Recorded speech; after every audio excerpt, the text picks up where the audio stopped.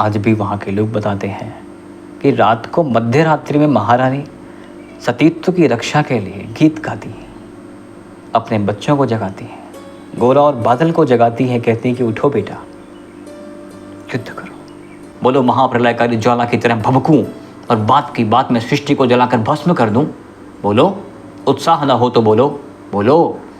नमस्कार मित्रों, स्वागत है आप सभी का आपके अपने चैनल पर। आपसे बहुत दिन बाद ये मुलाकात हो रही है।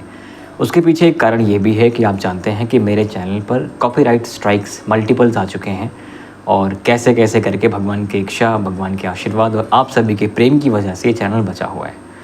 अब मैं कुछ भी नया पढ़ने पे जाता हूँ तो मुझे एक डर रहता है कि मैं जो पढ़ रहा हूँ मैंने तो लिखी नहीं है, कहीं ऐसा तो नहीं कल को मुझे Gita press copyright they they.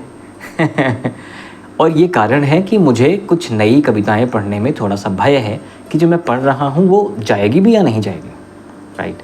But एक ग्रंथ मेरे सामने आया और आप सब जानते हैं वो ग्रंथ, वो कविता, वो जो भी कहना आप कहिए, बहुत पवित्र है। उस कविता का नाम है, उस काव्य ग्रंथ का नाम है जौहर, पंडित श्याम नारायण पांडे जी के द्वारा लिखित जौहर। वही जौहर जो आपने फिल्मों में देखा है, रानी पद्मिनी, पद्मावती, जो भी देखा है आपने। अब फिल्मों में क्या देखा है मुझे इस पर कोई बात नहीं करनी है, लेकिन जो पांडे जी ने अपनी कृति में लिखा है इतिहास के बेसिस पर, मैं वो ज़रूर पढ़ना चाहूँगा। मैं यहाँ कविता नहीं पढ़ने आया हूँ, मैं इस पूरे घटना का सारांश पढ़ने आया हूँ, जिसे अग्निकण कहते हैं, कथा वस्तु कहते हैं जौहर का। पंडित श्याम नारायण पांडे जी को नमस्कार करते हुए मैं इसका आरंभ करूँगा। लेकिन मैं ये पवित्र कथा शुरू करने से पहले राजस्थान की भूमि को, वहाँ के मिट्टी को, वहाँ के रक्त को, वहाँ के शोणित को, वहाँ के वीरों को और वहाँ वर्तमान जनसंख्या को भी प्रणाम करता हूँ। कारण ये है कि मैंने चित्तौड़ की कहानी पढ़ी है, मैंने महाराणा की कहानी पढ़ी है। आप हल्दी घाटी जाके देख सकते हैं, इस चैनल पे अवेलेबल है। और मैंने जौहर पढ़ा तो मतलब रोम रोम पुलकित हो जाते हैं कि यार क्या चीज़ें हैं, क्या उस मिट्टी में ऐसा क्या है। वहाँ के वीरों ने अपने शोणित से, अपने खून से, अपने रक्त से ऐसी कहानियाँ लिख दी हैं कि उस कहानियों को पढ़ते पढ़ते हमारे हृदय में, हमारी धमनियों में रक्त का संचार व प्रवाह बढ़ जाता है। इसलिए वहाँ के वंशजों को, जिनमें अभी भी उस रक्त का कोई न कोई कण तो बचा ही है, उन वंशजों को प्रणाम करते हैं जो भी वहाँ पे वर्तमान में उपस्थित हैं। और उनके ही कुल की ये कहानी पढ़ना मैं शुरू करता हूँ। संदर्भ ये है कि रतन सिंह को, महाराज रतन सिंह को बंदी बना लिया गया है। महारानी किले में अकेली हैं और अपने सैनिकों से बात करती हैं, अपने परिवार से बात करती हैं। बात क्या करती हैं शुरू करता हूँ, उन्हीं की शब्दावली है। महारानी क्या कहती हैं? कहती हैं कि फूंक दो उस राष्ट्र को जहाँ स्वाभिमान पर मर मिटने वाले पुरुष नहीं, आग लगा दो उस देश में जहाँ पतिव्रत की रक्षा के लिए धधकती आग में अपने को झोंक देने वाली स्त्रियाँ नहीं, और पीस दो उस समाज को जो अपना अधिकार दूसरों को सौंप कर बधुए कुत्ते की तरह याचक आंखों से उसकी ओर देखता है। मैं यह इसलिए कहती हूँ कि मैं मानव हूँ, मानव जाति की विशेषताओं को जानती हूँ, मैं उसके अधिकारों से परिचित हूँ, मुझे उसके कर्तव्यों का ज्ञान है। मानव कुत्ता बिल्ली नहीं है, डंडों की चोट खाकर भूल जाए, चूं तक ना करे। हलवाहे का बैल नहीं है कि बार बार गालियाँ सुनकर चुप हो जाए, कानों पर जूं तक ना रेंगे। काबुक का कबूतर नहीं है, साग बनकर कोई निगल जाए डकार तक न ले। मानो तूफान है जिसके उठने पर समग्र सृष्टि उठती है, मानो भूडोल है जिसके डोलने से सरासरा पृथ्वी कांप उठती है, मानो वज्र है जिसकी कठोर ध्वनि से आकाश का कोण कोण दहल उठता है, मानो समुद्र पी गया। मानव ने सूर्य के रथ को रोक दिया, ब्रह्मांड को परमित कर अपने मस्तिष्क में भर लिया, फिर भी वीर चित्तौड़ चुप है। चुप है शत्रुदल के वक्षस्थल को चीर कर रक्त चूसने वाली पुस्तैनी हिंसा वृत्ति, और चुप है वैरियों के सिर पर तलवारों के साथ घूमने वाली मृत्यु। चुप है। महाराज ने दरबारियों की तरफ एक बार देखा और सारा दरबार स्तब्ध है, नीरव है, निश्चल है, कोई कुछ नहीं कह रहा है। महाराज बंदी हैं, कैद में हैं। वीर सती ने लंबी सांस ली और भावनाओं के संघर्ष से वाणी गरज उठी। तृणम शूरस्य जीवितम, शूर जीवन को तृण समझता है। हथियारों के संघर्ष में, तलवारों की चकाचौंध में और लड़ते हुए वीरों के अव्यक्त कोलाहल में स्वाभिमान की रक्षा धीर करते हैं, अधीर नहीं। मृत्यु के खुले हुए मुख के सामने क्रुद्ध विषधरों के फड़ों को रोकते हुए सपूत चलते हैं, कपूत नहीं। अपने पैरों की धमक से पृथ्वी को कपाते हुए भाले बर्छों के तीव्र नोकों से सीने अड़ाकर रण यात्रा पुरुष करते हैं, का पुरुष नहीं। राजपूतों का स्वाभिमान वैरियों के कटे हुए सीनों के ऊपर खेलता है। उनका गौरव हथियारों की प्रखर धाराओं में चमकता है और उनकी वीरवाणी तोपों से गरजती है। आखेट खेलते हुए रावल का शत्रु की हथकड़ियों में बंधकर कारागृह में बंद रहना आश्चर्य नहीं है। आश्चर्य क्या है? आश्चर्य है उसकी मुक्ति, जो तुम्हारी तलवारों के साथ म्यानों में सो रही है और खो रही है। उसकी शक्ति शोणित की गंगा बहा देने वाले तुम्हारे हथियारों की अतृप्ति में। माँ बहनों की यह अवज्ञा, तुम्हारी यह मौन साधना, रावल के पैरों में बेड़ियों की झंकार, तुम्हारे नश्वर जीवन पर ममता का अत्याचार, अपमानित गढ़ में पाषाणों में से एक भी हलचल और बापा रावल के दिल के सामने दलदल। बापा रावल को आप जानते होंगे, इन्हीं के पुरखे थे। बड़ी बड़ी कहानियां हैं उनकी, और उन्हीं के वंशज महाराज रतन सिंह की चर्चा हो रही है, बात हो रही है कि उनको पकड़ लिया गया। और ये जो समस्त चित्तौड़ है, ये बापा रावल की संतान है, और उनकी संतान ऐसा कर रही है कि ये बैठी है, तलवार यहाँ पे शांत है। कैसे? क्योंकि प्रश्न तो माँ बहनों की अवज्ञा का था ना। खिलजी क्या चाहता था? महारानी तो अपमानित गढ़ के पाषाणों में भी एक हलचल और बापा रावल के दल के सामने दलदल, वैरियों का ताल ठोंक कर ललकारना और मेवाड़ केसरियों का माद में घुसकर झक मारना। मेवाड़ केसरी ये सिंह हैं जो ये अपने नाद में घुसकर बैठे हुए हैं और वो दहाड़ मार रहा है। धिक्कार है तुम्हारे बल को, धिक्कार है तुम्हारी जवानी को, धिक्कार है तुम्हारी रवानी को, बापा रावल के जवानों, धिक्कार है तुम्हारे अस्तित्व को। शत्राणियों के सीनों का दूध कलंकित करके राजपूतों का जीना मृत्यु से भयंकर और घृणित है। मैं पढ़ते पढ़ते मैं भाव विभोर हो जाता हूँ, मेरे रोंगटे खड़े हो जाते हैं। मुझे आशा है कि आप भी ये वाइब एंजॉय कर पा रहे होंगे। मुझे आशा है कि ये तरंग आपके धमनियों में, रक्त में ये उठ रही होगी। मेवाड़ के वातावरण में सांस लेने वालों के लिए प्रतिपक्षी की क्रुद्ध आंखें देखने से पहले ही हलाहल पी लेना अच्छा है। आंधी और तूफान से लड़ने वाली मेवाड़ी सिंह बिजली से कौंधने वाली तलवारों में घुसकर यदि शत्रुओं के सिर काट कर पहाड़ न लगा दें तो उनके लिए एक चुल्लू पानी पीना ही काफ़ी है, बस और कुछ। रानी का रोम रोम जल रहा था, आंखों से चिंगारियां निकल रही थी, मुख के द्वार से दावानल के समान ज्वाला। जिस समय महारानी रावल की मुक्ति में देर होने के कारण राजपूतों पर मुख से शब्दों के अंगार फेंक रही थी, ठीक उसी समय राजघराने के दो बालकों की त्योरियां चढ़ रही थी, ब्रेकुटियां टेढ़ी हो रही थी, सीने तन रहे थे, भुजाएं फड़क रही थीं और बार बार उनके दाएं हाथ तलवारों की मूठ पर जा रहे थे। रानी की ललकार जारी थी, बोलो राणा के वंशधरी, बोलो रावल के वंशधरो, रावल की मुक्ति के लिए युद्ध से इनकार करते हो तो बोलो, आंधी से अपनी तूफानी गति मिला दूं, महिष मर्दनी महाकाली सी गरजूं और क्षण भर में वैरियों के कलेजे को चीर कर रक्त चूस लूं। बोलो शेषनाग की तरह करवट लूं और पलक भांजते पृथ्वी को चूर चूर कर दूं, मिट्टी में मिला दूं। बोलो महाप्रलयकारी ज्वाला की तरह भभकूं और बात की बात में सृष्टि को जलाकर भस्म कर दूं। बोलो, उत्साह न हो तो बोलो, बोलो किसी सम्राट से क्या, चराचर सर्जन करता ब्रह्मा देवाधिदेव विष्णु गण के समस्त भूताधिपति रुद्र में भी चित्तौड़ की प्रबल गोद से मुझे छीन लेने की शक्ति नहीं है। लोहे की तीखी और तप्त सलाखों के बीच से होकर जलती हुई आग के कपड़े बांध कर ले जाना सरल नहीं है। त्रिपथगा के प्रवाह को रोककर उल्टी धारा बहा देना खिलवाड़ नहीं है। आकाश में ध्वनि, पृथ्वी से गंध, अग्नि से ज्वाला को दूर करना कठिन है, असंभव है। महारानी की जय के निनाद से दरबार कांप उठा। ये महारानी के शब्द थे कि अगर तुम नहीं जा रहे हो तो मैं जाऊं, पृथ्वी को समेट दूं, शेषनाग को पलट दूं, बताओ क्या करूं। एक सती स्त्री में वाकई ये शक्ति है। हमने पहले भी कहानियां पढ़ी हैं। एक अय्याश राजा है, उससे भिड़ने की बात हो रही है, क्षत्रियों के भिड़ने की बात हो रही है। क्षत्रिय मृत्यु से कब डरते भाई। महारानी की जय के निनाद से दरबार कांप उठा। गोरा बादल की उद्दीप्त तलवारें चमक उठी। तत्क्षण गोरा की विनीत वाणी में साहस उमड़ने लगा। धन्य है देवी, तू धन्य है। निश्चय तो अपने पतिव्रत के तेज से शत्रुओं को भस्म कर सकती है। सिंह वाहिनी की तरह शत्रु असुर के पैरों के नीचे दबाकर चूर कर सकती है। अपनी वरद भुजाओं के बल से रावल रतन को मुक्त कर सकती, संदेह नहीं है इसमें माता। किंतु गोरा की तलवार की परीक्षा कब होगी माँ। गोरा का अदम्य साहस, उत्साह, दुर्दमनीय साहस किस दिन काम आएगा माँ। तेरे गोरा के गर्जन बादल के तर्जन से मेरे दिल पर बिजली कब गिरेगी माँ। गोरा बादल तेरे सामने बाल, किंतु शत्रुओं के लिए काल है माँ, तू आज्ञा दे। गोरा बादल की दो ही तलवारें वैरियों को यमपुर पहुंचाने के लिए काफ़ी हैं देवी, तो इशारा कर, हम दुश्मनों के ऊपर मौत की तरह दौड़ें, मेवाड़ के अपमान का बदला खून की नदी बहा कर लें, हम विद्युत गति से निकलें, खिलजी के पड़ावों में आग लगा दें देवी, आज्ञा दे मुझे, तुझे हमारी शपथ है देवी, इशारा कर, तुझे मेवाड़ की शपथ है देवी, क्षमा कर, तुझे रावल की शपथ है। बादल ने गोरा के कहे हुए शब्दों की हुंकारी भरी और दोनों वीर बालक हाथ जोड़कर रानी के सामने खड़े हो गए, अपलक, अचल, दुर्निवार्य। मित्रों, इस कहानी का अंत बहुत मार्मिक है। अभी ये शुरुआत है। अंत में कुछ ऐसे शब्दों का प्रयोग किया गया है कि आपके आंखों से आंसू निकल सकते हैं। बने रहिए कहानी में।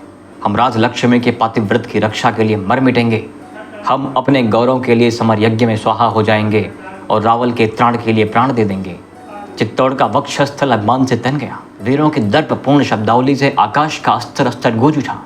रानी भभर उठी, बार बार रोमांच होने लगा। तमतमाए मुख पर प्रसन्नता प्रस्फुटित हो गई। अंतर की मौन कल्पनाएं मुखरित हो उठी। वीरों, तुम्हारी प्रतिज्ञा मेवाड़ भूमि के अनुरूप ही है, किंतु शठे शाठ्यम समाचरित वाली कहावत कहीं व्यर्थ ना पड़ जाए, इसलिए तुम वैरी को सूचित कर दो कि आपके आज्ञानुसार हमारी महारानी अपने पति को मुक्त करने के लिए 700 सहेलियों के साथ प्रातःकाल पड़ाव पर पहुंच जाएंगी।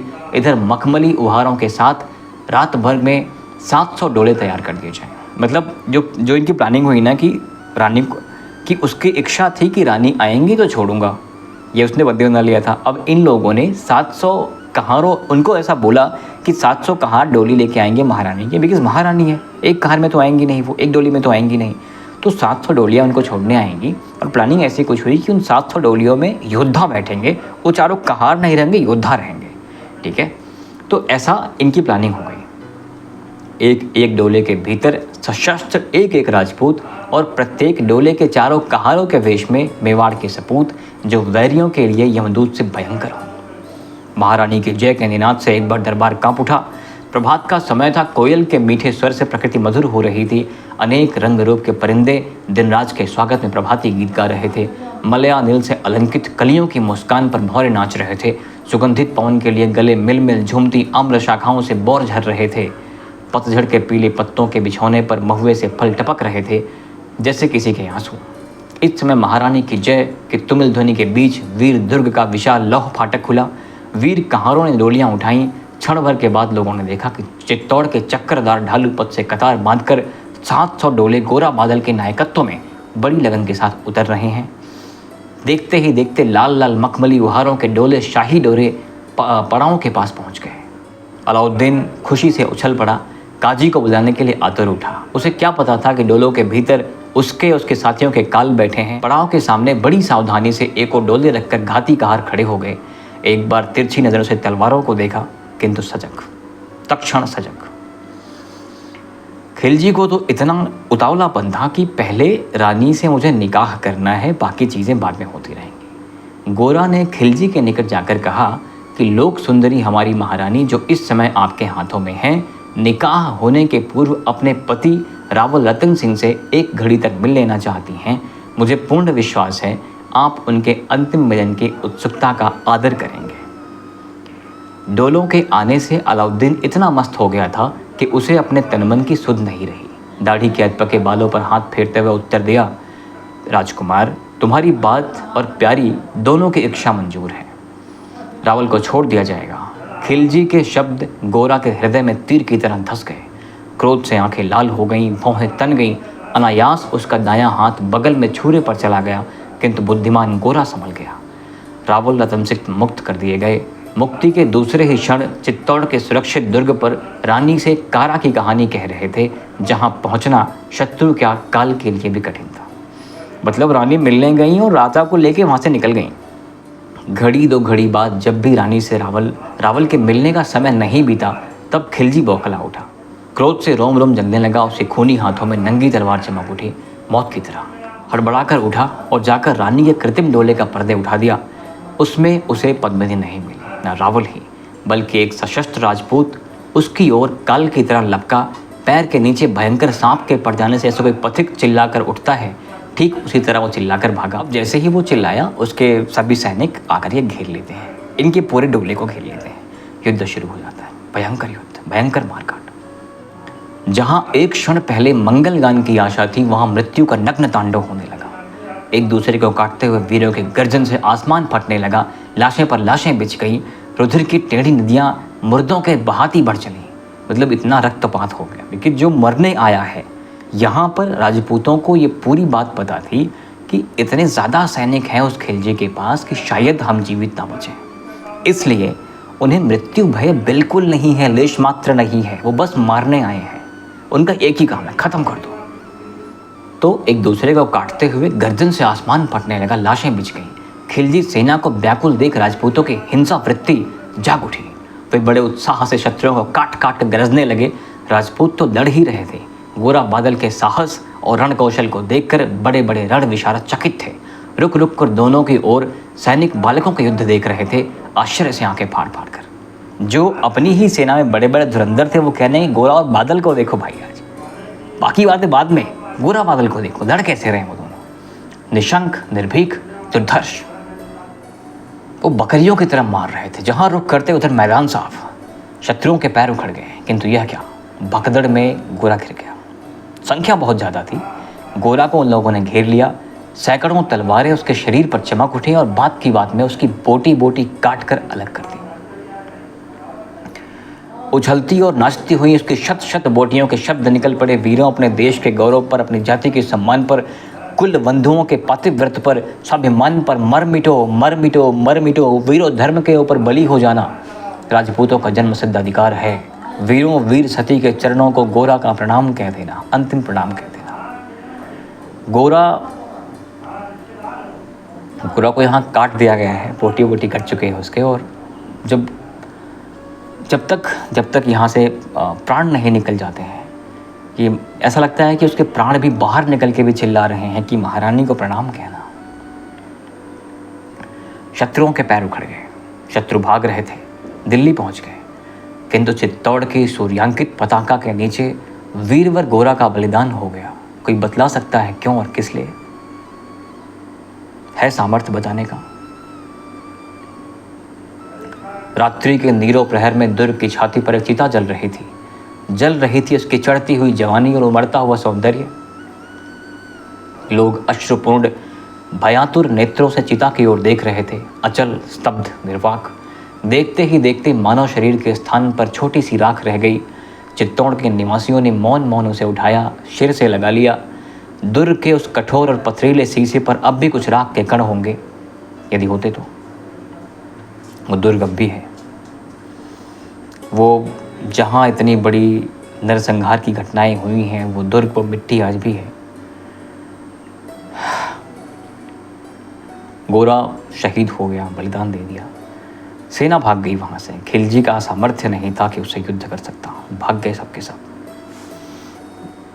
चित्तौड़ के कहारों से दिल्ली के सम्राट अलाउद्दीन खिलजी का पराजित होकर लौट जाना कम अपमान की बात नहीं थी, बहुत बड़ा अपमान था। अब तो उसके लिए उचित था कि पद्मनी के नाम से ही भागता, किंतु उस रूप लालची दानव की इच्छा बलवती होती गई। जिद उसकी देखें कि मुझे अब किसी भी कीमत पर, इतना अपमान मैंने सह लिया है, किसी भी कीमत पर अब वो रानी चाहिए। अब आपको पता है कि कितना बड़ा अपमान वो करता, कैसा वो नृशंस था, अत्याचारी था। वह इतना कठोर था कि उसका नाम लेकर माताएं अपने रोते हुए बच्चों को चुप कराया करती थी। उसके फाटकों पर खून चूते हुए कटे सिर टंगे रहते थे। तड़प तड़प कर किसी को मरते देखकर उसे बड़ा आनंद मिलता था। ऐसे प्रकृति उस दानव की। किसी भी जंगली हिंस में जंतु से भी अधिक खूंखार था। उसके वस्त्रों में खून के दाग लगे रहते। यह सब होते हुए भी उसमें एक बात थी, अच्छी या बुरी।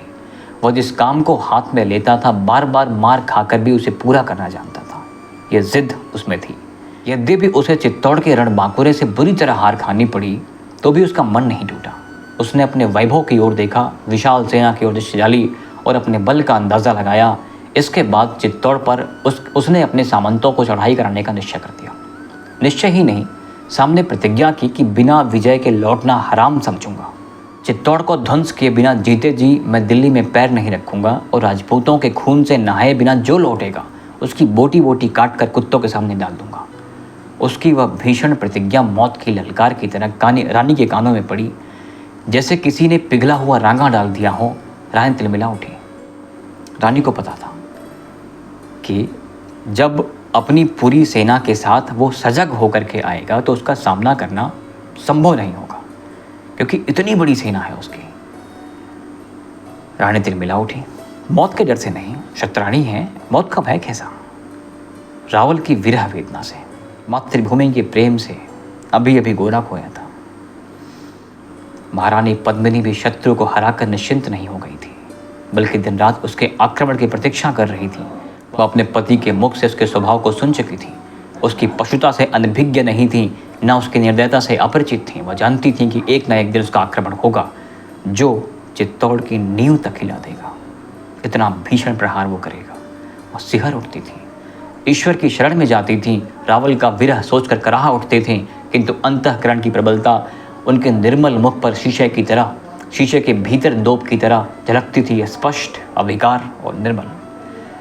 ये चिंता तो हो ही गई थी ना। सभी जिम्मेदार पुरुषों और स्त्रियों को, नागरिकों को चिंता हो गई थी कि एक ना एक दिन ऐसा कुछ होगा। रात्रि का दूसरा प्रहर बीत चुका था। तर पात पात में नीरवता छाई थी। नियति तृणों पर मोतियों के तरल दाने बिखेर रही थी। कुहासा पड़ रहा था। चाँद के साथ तारे छिप गए थे, मानो आंचल से दीप बुझाकर निशा सुंदरी सो रही थी, मौन, निश्चल, निस्तब्ध। चित्तौड़ के पूर्व चित्तौड़ी नाम की एक छोटी सी पहाड़ी है, दुर्ग से बिल्कुल सटी हुई। चित्तौड़ तीर्थ के यात्री जब कभी दर्शन के लिए दुर्ग पर जाते हैं, तब उनकी दृष्टि उस पहाड़ी पर डाल देते हैं, किंतु दूसरे ही क्षण घृणा से मुंह फेर लेते हैं, क्योंकि आज उनके सामने 700 पूर्व वो इतिहास नाचने लगता है 100 रूपों में। अलाउद्दीन की निशंसता, राजपूतों का बलिदान, जौहर की आग।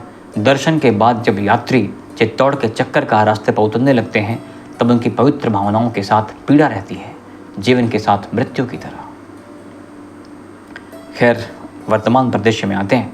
उस समय कि जब रात, घनघोर रात सो रही थी, अलाउद्दीन अपने सिपाहियों को ललकार कर चित्तौड़ पर कंकड़ पत्थरों का ढेर लगवा रहा था। चित्तौड़ी पहाड़ी पर लगवा रहा था, क्योंकि इसलिए कि वह चित्तौड़ की ऊंचाई पर जा पाए। वही हुआ। थोड़े समय के परिश्रम से वह इतना ऊंचा हो गया कि उस पर से चित्तौड़ के छोटे छोटे जीव भी दिखाई देने लगे। उस पर से गोले बरसाने वाली तोप रखवाई, जिसके भय से चित्तौड़ कांप उठा। अब क्या होगा? अलाउद्दीन ने दूसरे दिन चित्तौड़ पर बड़े वेग से आक्रमण किया। राजपूत भी असावधान न थे। युद्ध आरंभ हो गया। पहले तो उसने पूरी व्यवस्था कर ली। रात में आकर के सेना आ गई। अब उसे हाइट है, वो हाइट पे देख रहा है कि कहाँ से कैसे, किस एक्सेस में तोप लगाना ठीक होगा, कहाँ से अटैक करना सही रहेगा। अब अपने पूरे दल बल के साथ तैयार होकर के वो आया और चित्तौड़ की हालत उसने पस्त करने शुरू कर दी। चित्तौड़ दुर्ग पर उसने आक्रमण करना शुरू कर दिया। चित्तौड़ पर भी भीमकाय तोपें गरज कर राजपूत दल का संहार करने लगी। जीवन की ममता छोड़कर राजपूत भी शत्रुओं के शोणित से नहाने लगे। पाषाणों में बल खाती हुई रक्त की धाराएं निकल पड़ी। पहाड़ों पर रक्त की धाराएं निकल पड़ रही हैं। सिंह द्वार के युद्ध में राजपूतों ने वह साहस और वीरता दिखाई कि उनके दांत खट्टे हो गए। दुर्ग में घुसना उनके लिए कठिन नहीं, असंभव हो गया। पैंतरे देते और तलवार भांजते हुए वीर केशरियों का लोम हर्षण संग्राम देखकर शत्रुओं का साहस ढीला पड़ गया। जैसे जैसे राजपूतों के वीरता का परिचय मिलता, वैसे वैसे विजय के बारे में उन्हें संदेह होने लगता।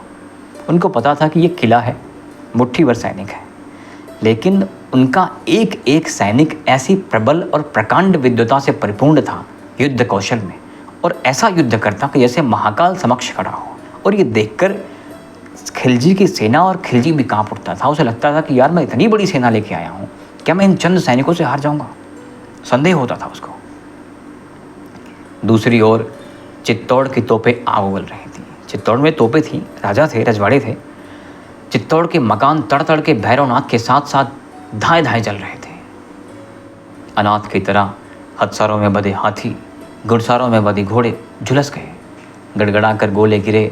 पोडोल की तरह चित्तौड़ की नींव हिल उठी। बड़ी बड़ी अट्टालिकाएं जड़ से उखड़ गईं। मंदिरों के साथ देव मूर्तियों के टुकड़े टुकड़े हो गए। मानवता के सीने पर दानवता तांडव कर रही थी। गढ़ का चीत्कार तोपों की गड़गड़ाहट से विलीन हो गया। चित्तौड़ के दुर्ग में आकाश तक धूल ही धूल, धूल ही धूल और धूम ही धूम, मानो 49 पवन एक साथ अनेक बाउंडर हो उठे हों। तोप चल रही है, तो धूल भी निकल रहा है, धुआं भी निकल रहा है। तलवारों और बरछों से युद्ध करने वाले राजपूत दुर्ग के ऊपर प्रलय का प्रकोप देख रहे थे। अब तोप के सामने तलवार कहाँ टिकेगी? उनकी विकल आंखों में एक बूंद आंसू नहीं थे। न मालूम क्यों राजपूत की आंखों में आंसू हो ही नहीं सकते। जो मृत्यु के सामने खड़ा है और मृत्यु के साथ खड़ा है, वो उसकी आंखों में मृत्यु के आंसू नहीं हो सकते ना। वात्सल्य के प्रेम के आंसू हो सकते हैं, करुणा के आंसू हो सकते हैं कि अपने ऊपर अत्याचार हुए हैं, लेकिन स्वयं के अत्याचार फर्क नहीं पड़ता। क्षत्रिय है वो।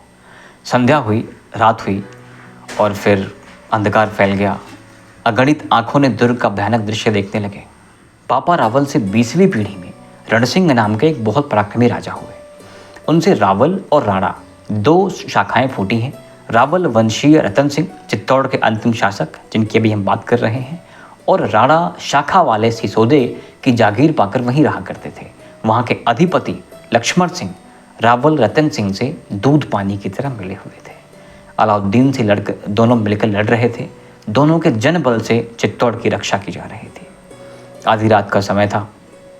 ये दृश्य आप सुने, आपके रोंगटे ना खड़े तो आप कहिएगा। आधी रात का समय था। प्रकृति निद्रा के अंक में लय हो रही थी। सर्वत्र निस्तब्धता छाई थी। झिंगुरी के भी गायन बंद थे। एक टाइम के बाद रात में झिंगुर बोलना बंद कर देते। झिंगुर आपको पता है, जब रात में निकले आप, जहाँ नेचर है वहाँ बोलते हैं, एक आवाज़ आती है। लक्ष्मण सिंह अपने शयनगार में चित्तौड़ के गौरव की चिंता से व्याकुल हो रहे थे। पलंग पर तेज सूर्य की तरह पड़े थे। बार बार करवटें बदल रहे थे। नींद कोसों दूर थी। जिसके राज्य में आक्रमण हो गया है वो सो पाएगा क्या? सोच रहे थे किस तरह बापा के गौरव की रक्षा होगी, किस तरह इस आगत विपत्ति से चित्तौड़ का उद्धार होगा, किस तरह एक क्षत्राणी से इस पातिव्रत का तेज रहेगा। उनकी चिंता बढ़ती जा रही थी। उनकी आंखों में नींद नहीं थी, आंसू थे।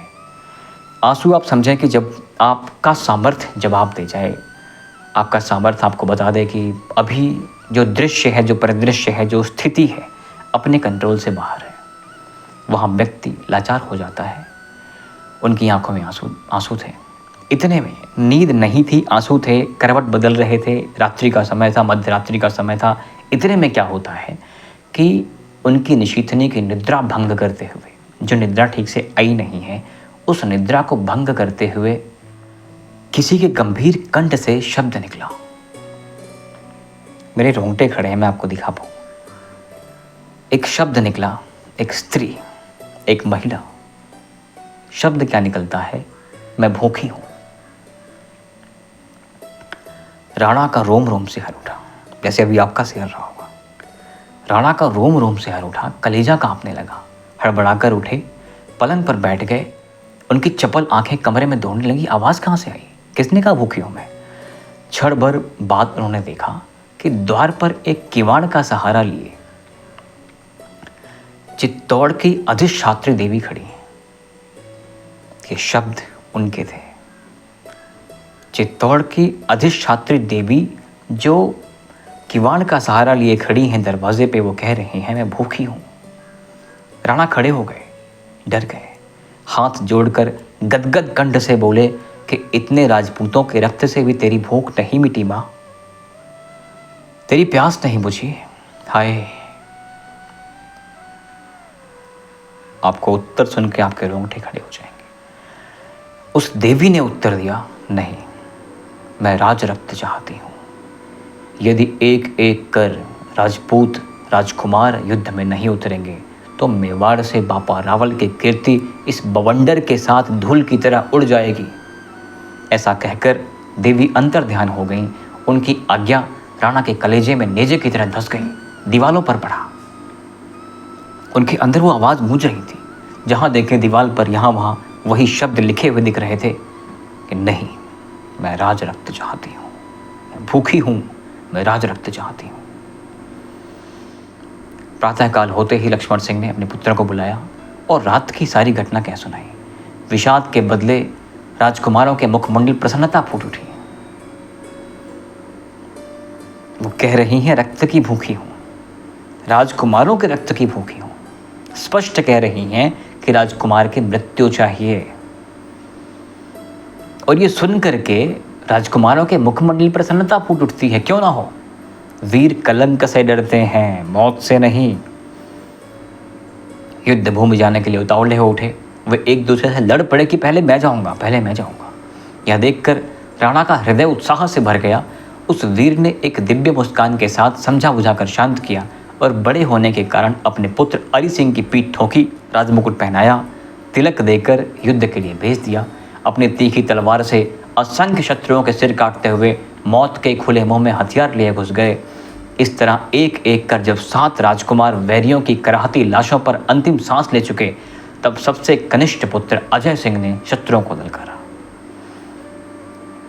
वो भी घुस गए और आपको पता है कि उस अगणित वैरियों के हाहाकार में एक ललकार बहुत देर तक नहीं टिक सकती। विकट संग्राम करने के बाद शत्रु की ललकार तलवार की चोट से घायल होकर गिर पड़े। राजपूतों ने सुरंग के द्वारा उन्हें किलवाड़े के सुरक्षित पहाड़ों में भेज दिया। उनकी मृत्यु नहीं होती है। यदि उनकी चोट और गहरी हो जाती तो उनकी मृत्यु हो जाती। 7 के बाद वो 8वें पुत्र थे। राजकुमारों के बलिदान से लक्ष्मण सिंह की भुजाओं में असीम शक्ति बढ़ गई। आप जिसके लिए सब कुछ करो, अगर जीवन में वही नहीं रह गया है तो फिर आप क्या करोगे? आपके लिए फिर मृत्यु कब है खत्म।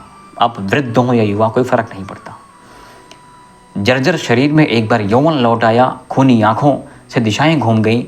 उन्मत्त सिंह की भांति पैतरे बदलते मैदान में कूद पड़े।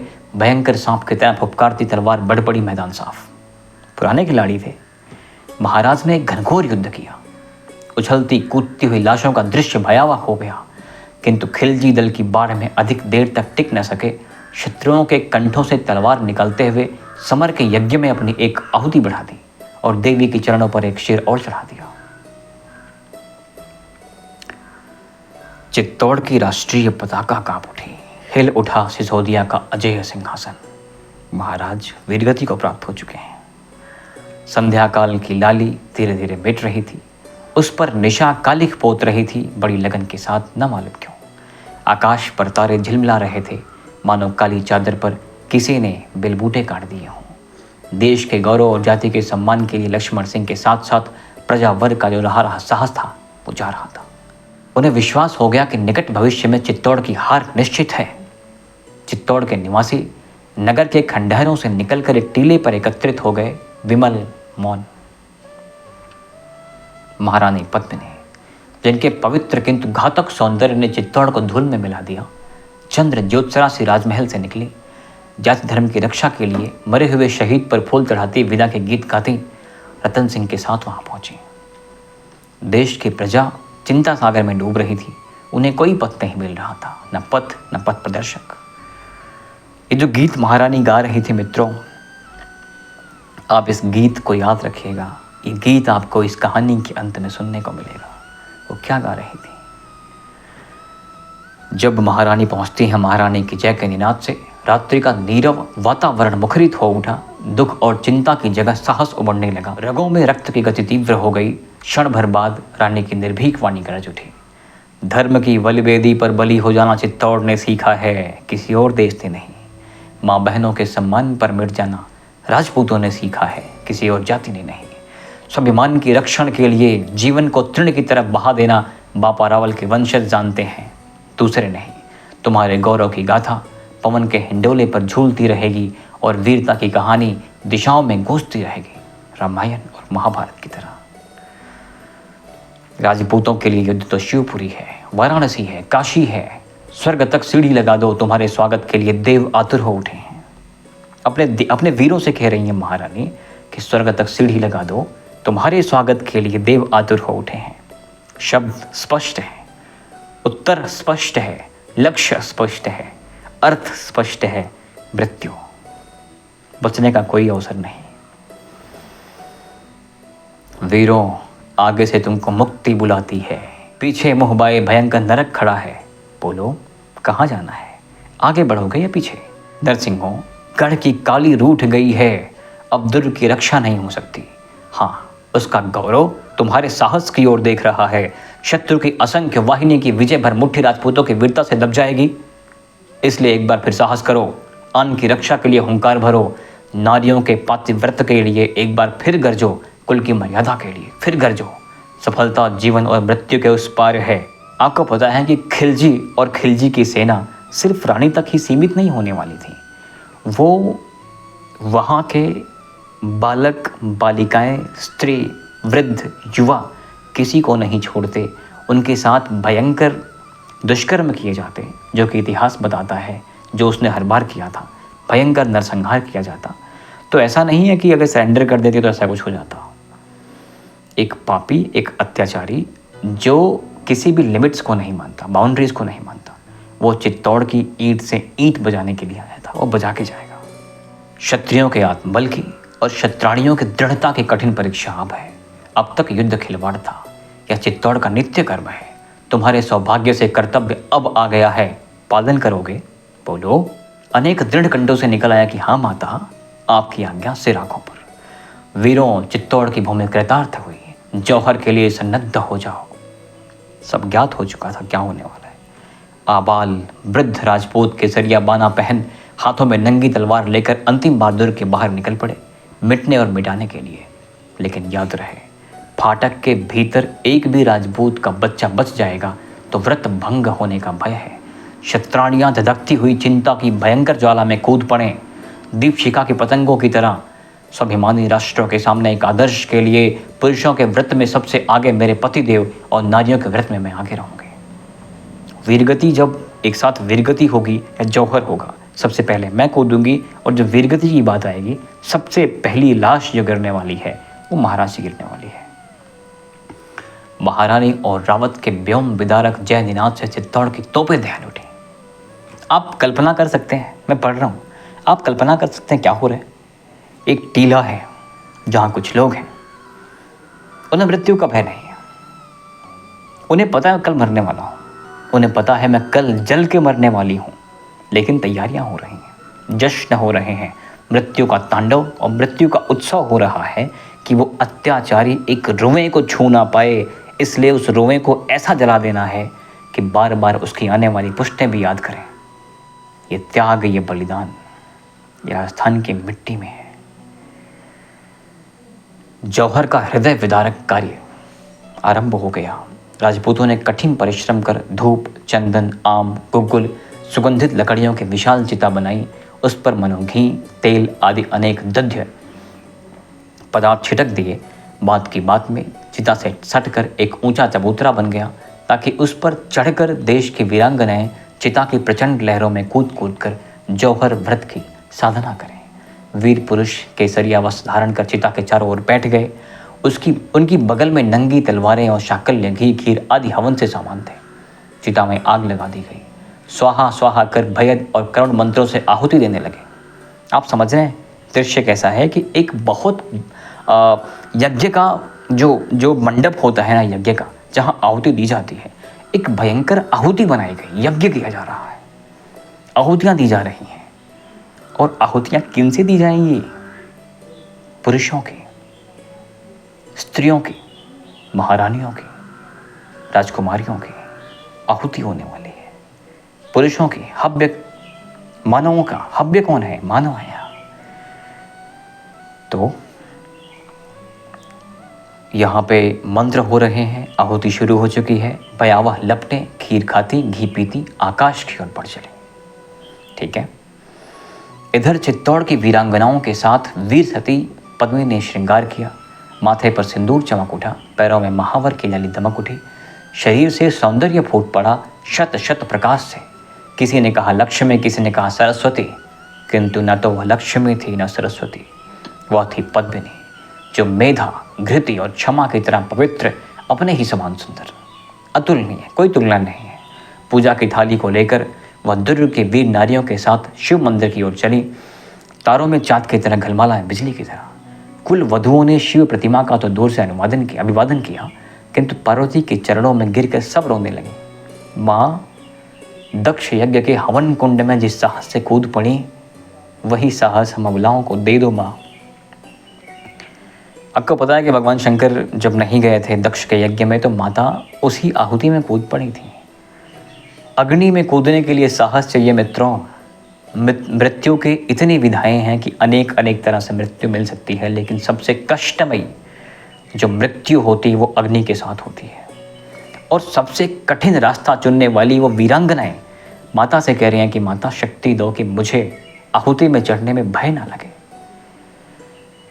पृथ्वी वेदना के भार से दबी जा रही थी। पाषाण की प्रतिमा पसीज उठी। देवताओं ने नारियों पर फूलों की वर्षा कर दी। सतियां चिता की तरफ चल उठी। पृथ्वी वेदना के भार से दबी जा रही थी। चित्तौड़ वासियों की दशा पर प्रकृति फूट फूट कर रो रही थी। मारुत तीव्र गति से भागा जा रहा था। यामिनी चीख रही थी।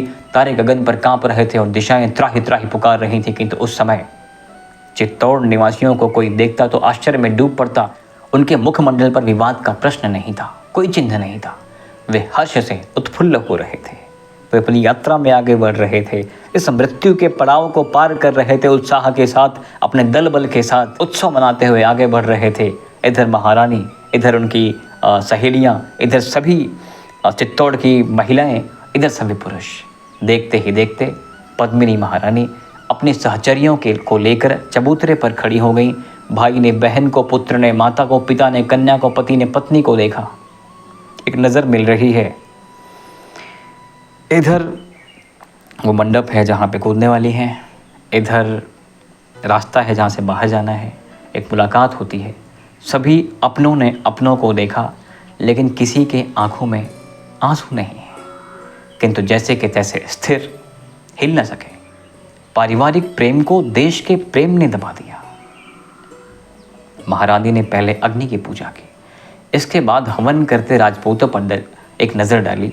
वहिनी की प्रचंड लपटों पर आंख फेरी। अनंत आकाश की ओर देखा। राजपूतों ने सांस रोक ली। तारे गगन की छाती से चिपट गए। दिशाएं सिहर कर दबक गईं। राजपूतों के साथ रावल ने कांपते हाथों से चिता में घी डाला। चरु की आहुति दी।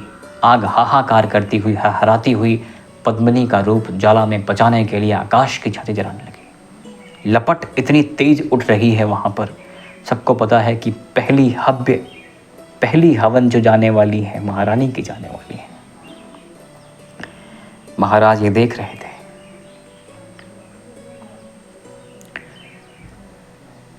इधर राजपूतों के शत शत कंठों में स्वाहा स्वाहा कंपित स्वर निकला। उधर रूप यौवन के साथ पद्मिनी का शरीर घास फूस की तरह जलने लगा।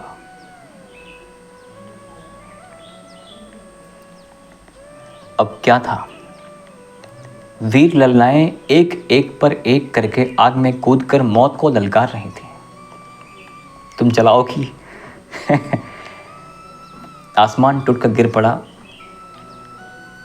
आसमान टूटकर गिर नहीं जाता, चांद फूटकर गिरा नहीं, पृथ्वी फटी नहीं, दुनिया घटी नहीं, किंतु चित्तौड़ की वीर नारियां जलकर राख हो गई। एक पापी की दृष्टि की वजह से एक पूरा राज्य जिसकी नींव खुल चुकी है। छोटे छोटे बच्चे युद्ध में मर रहे हैं। छोटी छोटी बच्चियां आहुति दे रही हैं खुद को। सतीत्व की रक्षा का अमोघ अस्त्र मृत्यु है। अपनी मां बहनों को इस तरह मृत्यु के मुख में जाते हुए राजपूतों की आंखों से चिंगारियां निकल उठी। भौहें तन गई, चेहरे तमतमा उठे। आग सहित चिता की राख को शरीर में मल लिया। आपने फिल्मों में देखा होगा कि इधर युद्ध हो रहा है, इधर बाद में महारानी ने ऐसा कर लिया। महारानी जल गई, रानियां, स्त्रियां जल गईं। उसकी राख, उस चिता की राख को अपने माथे पर लगा के फिर ये निकले हैं युद्ध करने। नंगी तलवारें आकाश में चमचमाई। दूसरे ही क्षण वे अपने गौरव की रक्षा के लिए घायल सिंह की तरह दल पर टूट पड़े। दोनों ओर के वीर आंखें मूंद कर तलवार चला रहे थे। मुर्दों से भूमि पट गई। अर्दल चकित, चिंतित हो उठा। किंतु अलाउद्दीन की विशाल सेना के सामने 150 राजपूतों की गणना कुछ नहीं थी। उनका सारा पौरुष रक्त के रूप में बहने लगा। प्रत्येक राजपूत अपनी अंतिम सांस तक लड़ा। किसी ने भी अपनी जीवन रक्षा कर अपने को, चित्तौड़ को कलंकित नहीं किया। जौहर का भयंकर व्रत समाप्त हो गया। राजपूतों के शोणित की वह गंगा 2 दिन में सूख गई होगी। जो बाहर रक्त बहा वो सूख गई होगी। चिता की वह आग बुझ गई होगी, किंतु वह गर्म रक्त अब भी रगों में प्रवाहित है। वह आग आज भी हृदय में धधक रही है। बुझे तो कैसे बुझे, बुझनी चाहिए। राजपूतों के शोणित की वह गंगा एक रूप पिपासित हृदयहीन व्यक्ति के कारण रावल वंश की इतिश्री हो गई। चित्तौड़ का उत्फुल्ल नगर भयंकर वीरान हो गया। भारत के रजवाड़े कान में तेल डालकर पड़े रहे। किन चित्तौड़ के बलिदान की पवित्र कहानी आज भी दिशाओं में घूम रही है, गूंज रही है। अपनी मातृभूमि की रक्षा के लिए एक एक कर सभी राजपूतों के मारे जाने पर अलाउद्दीन चित्तौड़ में घुसा। उसके भाले की नोक पर महाराज का सिर लटक रहा था। वो लालायित था कि रानी को पकड़ लूं, कहाँ रानी मिले। वो घूम रहा है, वो देख रहा है, लेकिन वो इतना भयभीत है कि कहीं से कोई राजकुमार छोटा सा बच्चा भी निकल पड़ेगा ना तो वध कर सकता है। वो अकेला नहीं जाता, अपने सैनिकों के साथ जब प्रवेश करता है तो उसके सैनिक भय से कांप रहे हैं कि जो ये मुर्दे दिख रहे हैं, कहीं ऐसा तो नहीं कि इन मुर्दों में से कोई एक उठे और घोंप दे, आंखें फोड़ दे, जिह्वा बाहर निकाल दे, आंतें बाहर निकाल दे। उन लाशों को कचरते हुए, राजपूतों के ऊपर से चढ़ते हुए जब वो अंदर जाते हैं, वो खंडहरों को देखते हैं, वो कमरों में घूमते हैं, जो लाशें सड़ रही हैं उनको देखते हैं। जनशून्य पथ पर, सुनसान चौराहे पर मुर्दे बिखरे पड़े थे। उन अभागों को कफन भी नहीं मिल सका, संस्कार करने वाला भी कोई नहीं है। खूनों से लथपथ सो रहे थे।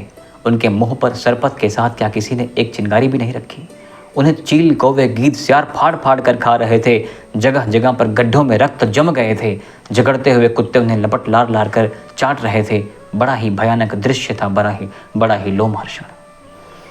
पद्मिनी को खोजते हुए अलाउद्दीन ने चारों ओर बिखरे हुए मुर्दों को देखा, लेकिन वह मुस्कुरा कर रह गया। इस हैवानियत के साथ मुस्कुरा कर रह गया, कुछ बोला नहीं। एक और चिता से धीरे धीरे धुआं निकल रहा था। चमड़ों को सनसनाने, चर्बी के फसफसाने और मांस के सींचने, हड्डियों के चटकने के अशिव नाद से चित्तौड़ का मौन भंग हो रहा था। हवा के साथ दुर्गंध दूर दूर तक जा रही थी, जौहर का संदेश लेकर।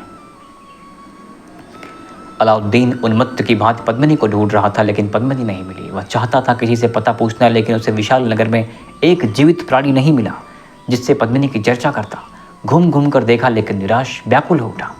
अपना क्रोध बिखरे हुए मुर्दों पर उतारना चाह रहा था कि उस मुर्दों में घूमती हुई अचानक एक बुढ़िया मिली, एकमात्र बुढ़िया। उसने पूछा कि जिसके लिए मैंने चित्तौड़ को धूल में मिला दिया, वह विश्व मोहिनी पद्मिनी है कहाँ? उसका पता क्या है? बताओ। एक एक अक्षर पर एक एक मणि दूंगा। यह सुनकर बुढ़िया की आंखों में आंसू आ गए। फटे आंचल से आंखें पोंछकर चिता के धूम की तरफ इशारा कर दिया। और रोती हुई बुढ़िया बस इतना कहती है, तुम एक एक अक्षर पे एक एक मणि दोगे, उस धुएं की तरफ देखो, उसमें रानी है। आतुर अलाउद्दीन की उत्सुक आंखें चिता के दुर्गंधित धुएं की ओर उठी, लेकिन यह क्या? अलाउद्दीन कांप रहा है, पसीने से तर हो गया। उसके हाथ का भाला रतन सिंह का सिर ले जमीन पर गिर पड़ा। जानते हैं क्यों? चिता के धुएं से ज्योति और ज्योति से हाथों में कटार लिए महारानी पद्मिनी भैरव नाद कर अलाउद्दीन की तरफ बढ़ी। उसके हिंसक आंखों से चिंगारियां निकल रही थी। ऐसा लगा कि इस धुएं में से देवी निकल रही हैं, महारानी पद्मिनी निकल रही हैं और उसे और उसकी छाती फाड़ने को तैयार है। उसको ऐसा लगा। वह पापी भय से चिल्ला उठा। उसके चिल्लाहट से मुर्दों को फाड़ते हुए कुत्ते चौंक कर भौंकने लगे। प्राण रक्षा के लिए कातर आंखों से बुढ़िया की ओर देखा, किंतु बुढ़िया की जगह पर वह सिंह वाहिनी अष्टभुजी तड़प उठी। खून की प्यासी तलवार उस पर गर्दन पर गिरने ही वाली थी कि आंखें बंद हो गईं। मूर्छित होकर गिर पड़ा। उसकी सारी कामनाएं उसके मुंह से गांज होकर निकलने लगी। साथ के सिपाही जीवित मुर्दे को लेकर दिल्ली गए। उस हृदयहीन हत्यारे को देखकर उसके सगे संबंधी धिक्कारने लगे। वह स्वयं भी अपने किए पर पछता रहा था, फूट फूट कर रो रहा था और उसके अंदर की वेदना उठ उठ कर समझा रही थी। उस भरे परिवार में चुप कराने वाला दूसरा कोई नहीं था। उसकी विजय 100 हार से बुरी निकली। लेकिन हाँ, महारानी पद्मिनी के बारे में एक किंवदंती चली आ रही है जिसे सुनकर किसी को आश्चर्य हो सकता है, लेकिन है सत्य। महारानी पद्मिनी अर्धरात्रि की मौन प्रहर में जौहर के गीत गाती हुई चित्तौड़ के शिखर पर उतरकर भग्न खंडहरों में गोरा बादल को पुकारती हैं। बंदी को कारा से मुक्त करने के लिए समाधियों से जौहर के शहीदों को जगाती हैं। शांत निशीथनी में यदि कोई कान लगाकर सुने तो रानी की वीरवाणी अवश्य सुनाई देगी।